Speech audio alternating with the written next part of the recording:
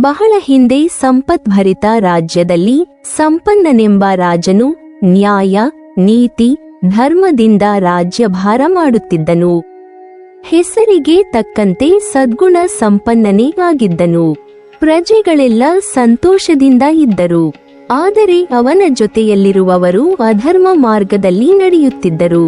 ಕಿರಾತಕ ಮಂತ್ರಿ, ದುಷ್ಟ ಸೇನಾಧಿಪತಿ, ಸುಲಿಗೆ ಮಾಡುವ ಅಧಿಕಾರಿಗಳು. ಹೀಗಾಗಿ ರಾಜನಿಗೆ ಎಷ್ಟೇ ಪ್ರಯತ್ನಿಸಿದರೂ ರಾಜ್ಯವನ್ನು ಅಭಿವೃದ್ಧಿ ಪಥದತ್ತ ಸಾಗಿಸಲು, ಪ್ರಜಾ ಪರಿಪಾಲನೆ ಮಾಡಲು ಸಾಧ್ಯವಾಗುತ್ತಿರಲಿಲ್ಲ. ತನ್ನ ಬುದ್ಧಿ ಉಪಯೋಗಿಸಿ ಏನೆಲ್ಲ ಪ್ರಯತ್ನಪಟ್ಟರೂ ಒಳ್ಳೆಯ ಆಡಳಿತಗಾರರು ಇಲ್ಲವಾದರು. ಹೀಗಾಗಿ ರಾಜನು ಬೇಸರದಿಂದ ತನ್ನ ಸಂಪತ್ತು, ಸಾಮ್ರಾಜ್ಯ, ಅಧಿಕಾರ ಎಲ್ಲವನ್ನು ಬಿಟ್ಟು ಶಾಂತಿ ಮತ್ತು ನೆಮ್ಮದಿ ಹುಡುಕುತ್ತಾ ಕಾಡಿಗೆ ಬಂದನು. ಬಹಳ ದಿನಗಳ ಕಾಲ ಕಾಡಿನಲ್ಲಿ ದಿಕ್ಕು ಇಲ್ಲದೆ ಒಬ್ಬನೇ ಅಲೆದಾಡುತ್ತಿದ್ದನು. ಹಸಿವು, ಬಾಯಾರಿಕೆಗಳಿಂದ ಬಳಲಿದನು. ಹೀಗೆ ಅಲೆಯುತ್ತಿದ್ದಾಗ ಗುಡಿಸಲೊಂದನ್ನು ನೋಡಿದನು. ಅದರ ಹತ್ತಿರವೇ ಇದ್ದ ಮರದ ಕೆಳಗೆ ಕೊಳೆ ಬಟ್ಟೆ ಧರಿಸಿದ ಒಬ್ಬ ಮನುಷ್ಯ ಕುಳಿತಿದ್ದನು. ಅವನು ಬಹಳ ನಿರಾಸೆ, ದುಃಖದಿಂದ ಇರುವಂತೆ ಕಂಡನು. ರಾಜನು ಅವನ ಬಳಿ ಹೋಗಿ, ಯಾರು ನೀನು, ಎಲ್ಲಿಂದ ಬಂದಿರುವೆ ಎಂದು ವಿಚಾರಿಸಿದನು. ಅದಕ್ಕಾತ, ನಾನೊಬ್ಬ ಶ್ರೀಮಂತ ವ್ಯಾಪಾರಿ, ನನ್ನ ಹೆಸರು ಅಮಾಯಕ. ನಾನು ಅಪಾರವಾಗಿ ಗಳಿಸಿದ ಆಸ್ತಿಯನ್ನು ನನ್ನ ಸಂಬಂಧಿಕರು ಮೋಸದಿಂದ ಕಿತ್ತುಕೊಂಡು ನನ್ನ ಭಿಕಾರಿಯನ್ನಾಗಿ ಮಾಡಿ ಓಡಿಸಿದರು. ಮನನೊಂದು ಅಲೆದಾಡುತ್ತಾ ಇಲ್ಲಿ ಬಂದು ಕುಳಿತಿದ್ದೇನೆ. ಅಲ್ಲಿರುವ ಗುಡಿಸಲು ಮೇಧ ಎಂಬ ಋಷಿಗಳ ಆಶ್ರಮ. ನನಗೆ ಒಳಗೆ ಹೋಗಲು ಭಯವಾಗಿದೆ, ಅದಕ್ಕಾಗಿ ಕುಳಿತಿರುವೆ. ತನ್ನ ಮತ್ತು ವ್ಯಾಪಾರಿ ಇಬ್ಬರ ಬದುಕಿನ ಕಥೆಯೂ ಒಂದೇ ಆಗಿದೆ ಎಂದು ರಾಜ ತಿಳಿದುಕೊಂಡನು. ಕ್ಷತ್ರಿಯ ರಾಜನಿಗೆ ಧೈರ್ಯ ಜಾಸ್ತಿ. ಅಮಾಯಕನಿಗೆ ಧೈರ್ಯ ತುಂಬಿ ಇಬ್ಬರು ಗುಡಿಸಲ ಒಳಗೆ ಹೋದರು. ಮೇಧಾ ಋಷಿಗೆ ನಮಸ್ಕರಿಸಿದ ರಾಜನು, ಮಹಾಮುನಿಗಳೇ, ನನ್ನ ಹೆಸರು ಸಂಪನ್ನ. ನಾನು ರಾಜ್ಯಭಾರ ಚೆನ್ನಾಗಿ ನಡೆಸುತ್ತಿದ್ದೆ. ಆದರೆ ನನ್ನ ಆಡಳಿತದ ಪರಿವಾರದ ಮಂತ್ರಿ, ಸೇನಾಧಿಪತಿ, ಆಡಳಿತ ವರ್ಗದವರ ಮೋಸದಿಂದ ಮನನೊಂದು ನೆಮ್ಮದಿ, ಶಾಂತಿ ಅರಸುತ್ತಾ ರಾಜ್ಯವನ್ನೇ ತೊರೆದು ಬಂದೆ. ಇವನು ನನ್ನ ಗೆಳೆಯ ಅಮಾಯಕ. ಇವನು ಸಹ ಶ್ರೀಮಂತ ವ್ಯಾಪಾರಿ. ಬಂಧು ಬಳಗದಿಂದ ಮೋಸಕ್ಕೊಳಗಾಗಿ ಎಲ್ಲವನ್ನೂ ಕಳೆದುಕೊಂಡು ನನ್ನ ಹಾಗೆ ಬಂದಿದ್ದಾನೆ. ಹೀಗೆ ನಡೆದ ವಿಷಯಗಳನ್ನು ರಾಜನು ವಿಷಾದವಾಗಿ ಮುನಿಗಳಿಗೆ ತಿಳಿಸಿದನು. ಮಹರ್ಷಿಗಳು ಮಾತನಾಡಿ, ರಾಜ, ನೀನು ಕಳೆದುಕೊಂಡಿದ್ದೆಲ್ಲ ನಶ್ವರ. ನೀವು ನಿಮ್ಮ ಅಂತಃಪ್ರಜ್ಞೆಯನ್ನು ಮರೆತಿದ್ದೀರಿ. ಆದ್ದರಿಂದ ಇಷ್ಟೆಲ್ಲ ಕಷ್ಟ, ನಷ್ಟ ಅನುಭವಿಸುತ್ತಿದ್ದೀರಿ.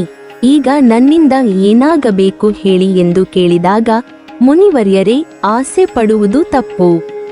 ಆದರೆ ಅದರಿಂದ ಹೊರಬರಲು ನಮಗೆ ನಿಮ್ಮ ಮಾರ್ಗದರ್ಶನ ಬೇಕು ಎಂದನು.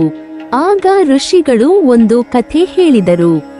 ವಿಷ್ಣು ಗಾಢವಾದ ಯೋಗ ನಿದ್ರೆಯಲ್ಲಿರುವ ಶಕ್ತಿಯನ್ನು ಮಹಾಮಾಯೆ ಎಂದು ಕರೆಯುತ್ತಾರೆ. ಮಹಾಮಾಯೆ ಎಂದರೆ ಸಾಕ್ಷಾತ್ ಭಗವತಿ. ಮಹಾಮಾಯೆಯನ್ನು ಯಾರು ಭಕ್ತಿಯಿಂದ ಆರಾಧಿಸುತ್ತಾರೋ ಅವರು ಮಹಾಮಾಯೆಯ ಅನುಗ್ರಹಕ್ಕೆ ಪಾತ್ರರಾಗುತ್ತಾರೆ. ಅವರ ಕನಸು, ಇಚ್ಛೆಗಳು ನೆರವೇರುತ್ತದೆ. ಮಹಾಮಾಯೆಯನ್ನು ನಿರ್ಲಕ್ಷಿಸಬಾರದು. ಹಾಗೆ ಮಾಡಿದರೆ ತೊಂದರೆ, ಕಷ್ಟಗಳು ಎದುರಾಗುತ್ತದೆ ಎಂದರು. ಮುನಿಗಳೇ, ಮಹಾಮಾಯೆ ಶಕ್ತಿಯ ಮಹತ್ವವನ್ನು ನಮಗೆ ಸರಿಯಾಗಿ ತಿಳಿಸಿ ಎಂದು ರಾಜನು ಕೇಳಿಕೊಂಡನು. ಬ್ರಹ್ಮಾಂಡವನ್ನು ನಿರ್ಮಿಸಿರುವ ಆದಿಶಕ್ತಿ ಮಹಾಮಾಯೆಯು ಪ್ರಳಯದ ನಂತರ ಮೊದಲು ಜನ್ಮ ತಾಳಿದವಳೆ ಆದಿಶಕ್ತಿ. ಕ್ಷೀರಸಾಗರದಲ್ಲಿ ಮಹಾವಿಷ್ಣುವು ಯೋಗ ನಿದ್ರೆಯಲ್ಲಿದ್ದನು. ದೀರ್ಘಕಾಲದ ನಂತರ ವಿಷ್ಣುವಿನ ಕಿವಿಯಿಂದ ಇಬ್ಬರು ದೈತ್ಯ ಜೀವಿಗಳು ಹುಟ್ಟಿದವು. ಅವರೇ ಮಧು ಮತ್ತು ಕೈಟಭ ಎಂಬ ರಾಕ್ಷಸರು. ಹೊರಬಂದ ಅವರಿಬ್ಬರು ಯೋಚಿಸಿದರು, ವಿಷ್ಣು ಗಾಢನಿದ್ರೆಯಲ್ಲಿ ಮುಳುಗಿದ್ದಾನೆ. ಈಗ ಭೂಲೋಕದಲ್ಲಿ ನಮ್ಮ ಅಧಿಕಾರ ಸ್ಥಾಪಿಸೋಣ, ಇದು ಸರಿಯಾದ ಸಮಯ ಎಂದು ಮಧು ಹೇಳಿದ. ಹೌದು, ನಾವು ಭೂಲೋಕದಲ್ಲಿ ದೇವರಾಗುತ್ತೇವೆ. ಎಲ್ಲರೂ ನಮ್ಮನ್ನೇ ಪೂಜಿಸುತ್ತಾರೆ. ಎಲ್ಲ ಸಂಪತ್ತು, ಅಧಿಕಾರ ನಮ್ಮದಾಗುತ್ತದೆ. ನೀನು ಸರಿಯಾಗಿ ಹೇಳಿದೆ ಎಂದು ಕೈಟಭ ಹೇಳಿದ.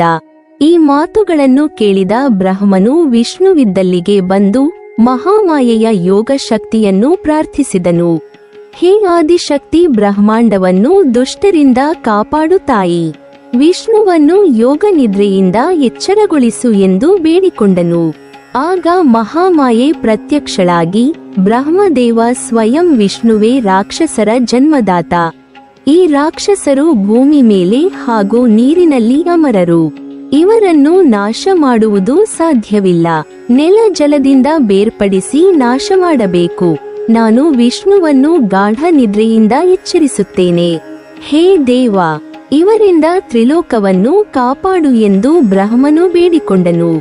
ಎಚ್ಚರಗೊಂಡ ಮಹಾವಿಷ್ಣುವು ಶಿವನನ್ನು ಬಿಟ್ಟರೆ ಬೇರೆ ಯಾರಿಂದಲೂ ತ್ರಿಲೋಕವನ್ನು ನಾಶ ಮಾಡುವ ಶಕ್ತಿ ಇಲ್ಲ ಎನ್ನುತ್ತಾ ತನ್ನ ಸುದರ್ಶನ ಚಕ್ರವನ್ನು ಬಿಟ್ಟು ಮಧು ಕೈಟಭರ ರುಂಡವನ್ನು ಕತ್ತರಿಸಿದ. ಆಶ್ಚರ್ಯವೆಂದರೆ ಅವರಿಬ್ಬರ ಕಡಿದ ರುಂಡಗಳು ಮತ್ತೆ ಸೇರಿ ಅವರು ಜೀವ ತಾಳಿದರು. ಎಷ್ಟು ಸಾರಿ ಕಡಿದರೂ ಮತ್ತೆ ಬದುಕುತ್ತಿದ್ದರು. ಅವರಿಬ್ಬರನ್ನು ಭೂಮಿ ಮೇಲಾಗಲಿ ನೀರಿನಲ್ಲಿ ನಾಶಪಡಿಸಲು ಸಾಧ್ಯವಿಲ್ಲ ಎಂದು ಮಹಾಮಾಯೆ ವಿಷ್ಣುವಿಗೆ ಹೇಳಿದಳು. ಕೂಡಲೇ ಮಹಾವಿಷ್ಣುವು ಮಹಾಕಾಯ ರೂಪ ಧರಿಸಿದನು. ಮಧು ಮತ್ತು ಕೈಟಭರೆಂಬ ರಾಕ್ಷಸರನ್ನು ಸಂಹಾರ ಮಾಡಿದನು. ಈ ಮಹಾಮಾಯೆ ದುರ್ಗಾದೇವಿಯ ಒಂದು ರೂಪ. ಇಂಥ ಮಹಾಮಾಯಾ ಶಕ್ತಿಯನ್ನು ಯಾರು ಪೂಜಿಸುತ್ತಾರೋ ಅವರ ಕೆಲಸಗಳು ಸರಾಗವಾಗಿ ಆಗುವುದು. ಅವರ ಕನಸು, ಆಸೆ, ಇಚ್ಛೆಗಳೆಲ್ಲವೂ ಈಡೇರುವುದು ಎಂದು ಮೇಧ ಮಹರ್ಷಿಗಳು ಹೇಳಿದರು. ಪಾರ್ವತಿ ಶಿವನ ಶಕ್ತಿ ಸ್ವರೂಪಿಣಿಯಾದರೆ ಲಕ್ಷ್ಮಿ ವಿಷ್ಣುವಿನ ಶಕ್ತಿ, ಹಾಗೆ ಸರಸ್ವತಿ ಬ್ರಹ್ಮನ ಶಕ್ತಿ. ಈ ಮೂರು ಶಕ್ತಿ ಸ್ವರೂಪಿಣಿಯರ ಶಕ್ತಿ ಸೇರಿ ಮಹಾಶಕ್ತಿಯಾಗುತ್ತದೆ. ಆ ಶಕ್ತಿಯೇ ದುರ್ಗಾದೇವಿ ಎಂದರು. ರಾಜ, ಯಾವ ಜ್ಞಾನದಿಂದ ನಿನಗೆ ಅನಾದಿ ಅನಂತ ಅಂತಿಮ ಶಕ್ತಿಯಾದ ಭಗವಂತನ ದರ್ಶನಕ್ಕೆ ದಾರಿ ಸಿಗುವುದು ಅದೇ ನಿಜವಾದ ಜ್ಞಾನ. ಉಳಿದುದೆಲ್ಲ ನಶ್ವರ. ನಮ್ಮ ಜೀವನದ ಶಕ್ತಿ ದುರ್ಗಾ ಶಕ್ತಿ. ಶುಂಭ ನಿಶುಂಭರು ನಮ್ಮೊಳಗಿನ ದುರಹಂಕಾರದ ಪ್ರತೀಕ. ರಕ್ತಬೀಜಾಸುರನ ಕೊನೆಯಿಲ್ಲದ ದುರಾಸೆ ಕಾಮದ ಪ್ರತೀಕ. ಧೂಮ್ರಲೋಚನ ನಮ್ಮೊಳಗಿರುವ ಕೋಪದ ಪ್ರತೀಕ. ಹಾಗೆ ಚಂಡ ಮತ್ತು ಮುಂಡರು ನಮ್ಮೊಳಗಿನ ಬಲ ಹಾಗೂ ಪ್ರಾಣದ ಸಂಕೇತ. ನೀವು ನಿಮ್ಮೊಳಗಿನ ಶಕ್ತಿಯನ್ನು ತಿಳಿದುಕೊಳ್ಳಿ. ಆಗ ನೀವು ಜನನ ಮರಣಗಳ ಚಕ್ರದಿಂದ ಮುಕ್ತಿ ಹೊಂದುವಿರಿ. ಸರ್ವಶಕ್ತಳಾದ ದುರ್ಗಾದೇವಿ ನಿಮಗೆ ಒಳ್ಳೆಯದು ಮಾಡುತ್ತಾಳೆ. ಪ್ರತಿಯೊಂದು ಜೀವಿಗಳಲ್ಲಿ ದುರ್ಗಾಶಕ್ತಿ ಇದೆ. ನಿನ್ನೆಲ್ಲ ಆಸೆ ಆಕಾಂಕ್ಷೆಗಳು ಈಡೇರಲಿ. ಧನ, ಅಧಿಕಾರ, ಸಂಪತ್ತು ಮತ್ತೆ ಕಳೆದುಕೊಂಡ ಸಾಮ್ರಾಜ್ಯ ನಿನಗೆ ದೊರಕುವುದು ಎಂದರು. ಮುನಿಗಳೇ, ಧನ್ಯವಾದಗಳು. ನಾವು ನಮ್ಮೊಳಗಿನ ದುರ್ಗಾ ಶಕ್ತಿಯನ್ನು ಆರಾಧಿಸುವೆವು. ದುರ್ಗಾ ಮಾತೆ ನಮಗೆ ಎಲ್ಲಾ ರೀತಿಯಿಂದಲೂ ಸಹಾಯ ಮಾಡುವಳು. ಆ ತಾಯಿಯ ಕೃಪೆಯಿಂದ ಅಸಾಧ್ಯವಾದ ಕೆಲಸಗಳನ್ನು ಪೂರೈಸುವೆವು ಎಂದು ಮೇಧಾ ಮುನಿಗಳಿಗೆ ನಮಸ್ಕರಿಸಿ, ರಾಜ ಸಂಪನ್ನ ಹಾಗೂ ವ್ಯಾಪಾರಿ ಅಮಾಯಕ ಇಬ್ಬರು ಇಚ್ಛಾಶಕ್ತಿ ಅರಿತು ಕರ್ತವ್ಯದ ಕಡೆ ಗಮನ ಕೊಟ್ಟು ಜವಾಬ್ದಾರಿ ನಿರ್ವಹಿಸಲು ತಮ್ಮ ತಮ್ಮ ಕ್ಷೇತ್ರಗಳಿಗೆ ಮರಳಿದರು. ನೀವಿನ್ನೂ ನಮ್ಮ ಚಾನೆಲ್ ಅನ್ನು ಸಬ್ಸ್ಕ್ರೈಬ್ ಮಾಡಿಲ್ವಾ? ಹಾಗಾದರೆ ಈ ಕೂಡಲೇ ನಮ್ಮ ಇಂದ್ರಜಾಲ ಚಾನೆಲ್ ಅನ್ನು ಸಬ್ಸ್ಕ್ರೈಬ್ ಮಾಡಿ ಮತ್ತು ಪಕ್ಕದಲ್ಲಿರುವ ಬೆಲ್ ಐಕಾನ್ ಅನ್ನು ಕ್ಲಿಕ್ ಮಾಡಿದರೆ ನಮ್ಮ ಹೊಸ ವಿಡಿಯೋಗಳನ್ನು ನೀವು ನೋಡಬಹುದು.